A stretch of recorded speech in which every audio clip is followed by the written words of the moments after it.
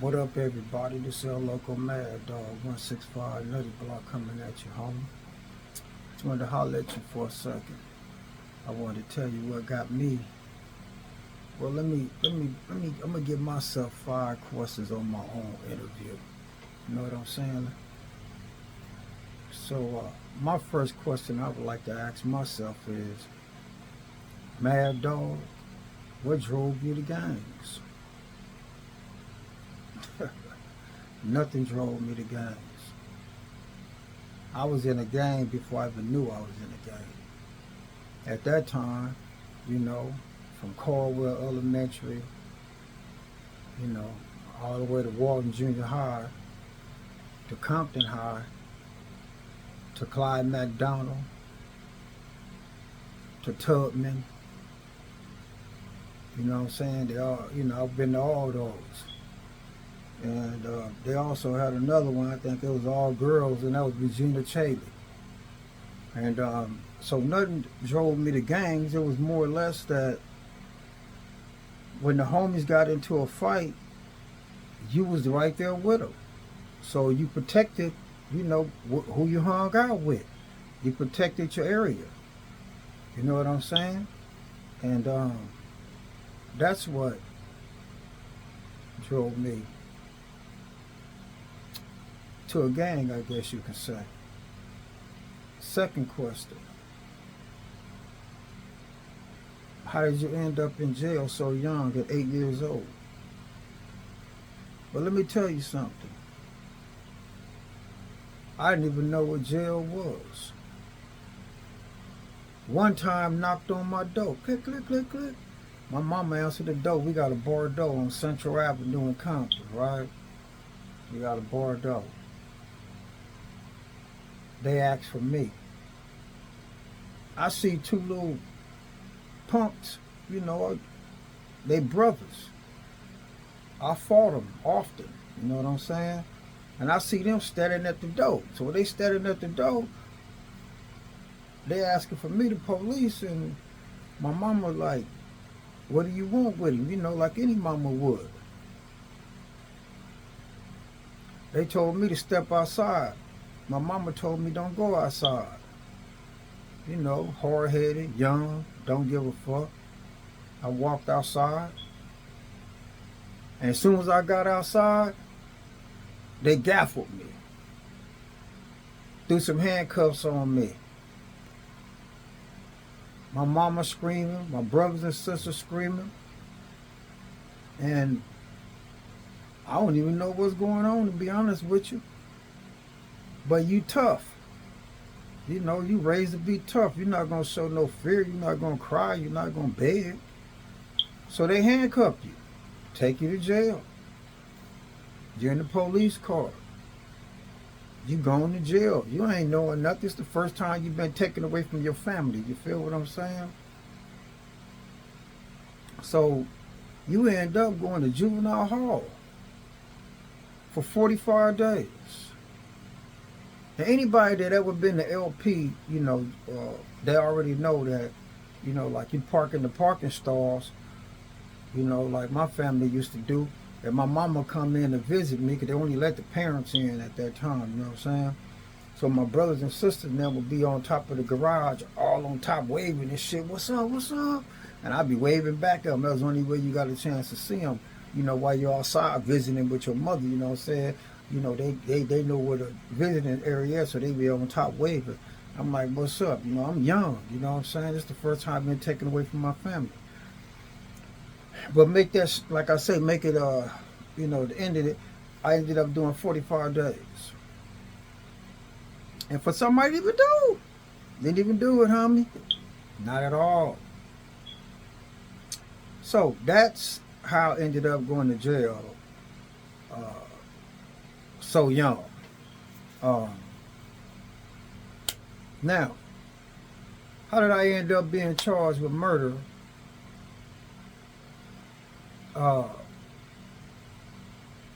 Well, on that issue right there, they can charge you with anything. You know what I'm saying? They can put anything in front of you. They can put all kind of paperwork in front of you. It doesn't mean you're guilty. It doesn't mean you've done it. they can just be trying to get to you because they want you to crack so they can get to your associates. So I was just charged.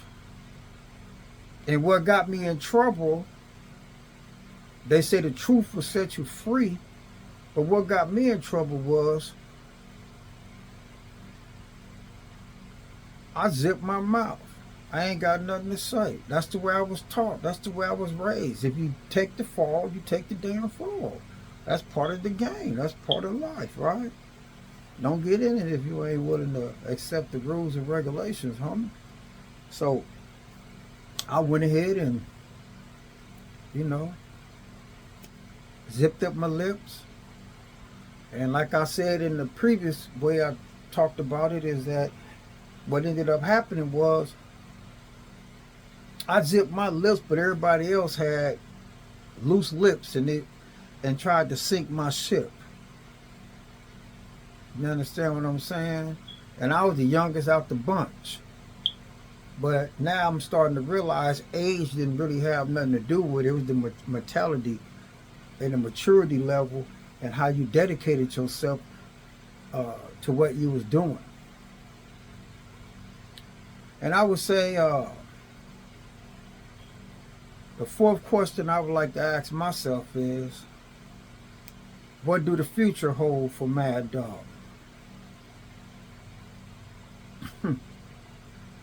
Well, let's say. Let me see. Ain't too many damn people gonna give me an opportunity, right? You gotta make your own opportunity, right? What the future hold for me, I don't know. Don't nobody know that. So if anybody can say what the future hold for them, then they don't belong to this world. Because anybody in this world don't know what the future hold for them. The future can hold something bright as the sun or the Mojave Desert. Then again, it could be bleak with snow like you in Montana somewhere. So who knows what the future holds? All I know is Mad Dog, by doing so much time and mentality wise being adapted, is that I take each second as it comes, day by day. If I make it, you know what I'm saying? Second, minute, hour, everything is a blessing. You know what I'm saying? So you don't take no time for granted, because time is always ticking. Even when you tired and you resting, time is still ticking. So anything that's still moving forward is never going to allow you to catch it. Because you're going to have to slow down a little bit. You're going to rest. You're going to sleep. And as you sleep, time is steady going. And things around the world are steady evolving and happening. So we don't even know what the future can hold for us or me. Well, I don't know what the future can hold for me. I mean, maybe there's an opportunity out there. Maybe there's something that God put in my path. You feel what I'm saying? But at this particular time, Mad Dog don't see nothing in front of him. That can always change, don't get me wrong. I would say the fifth question I would ask myself is, how do you feel about materialistic things? Well, let's say, materialistic things. You got millions and millions of dollars, hundreds of thousands of dollars, whatever you got, right? You understand what I'm saying? The hardest thing to do is to stay alive and protect that. Not just spend it, but to protect it. You understand what I'm saying? So every day you're protecting it,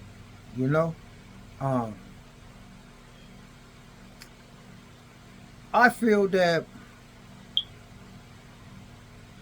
if you got it, fine. If you don't have it, learn to live with it the same way. Everybody is not going to have what everybody else have. So my look on materialistic items are just that. It's materialistic. When I'm sitting in prison, I can't get up and go in the refrigerator and get a cold glass of water. I don't even know what an ice cube is. What is an ice cube? For years and years, you don't even see a damn ice cube.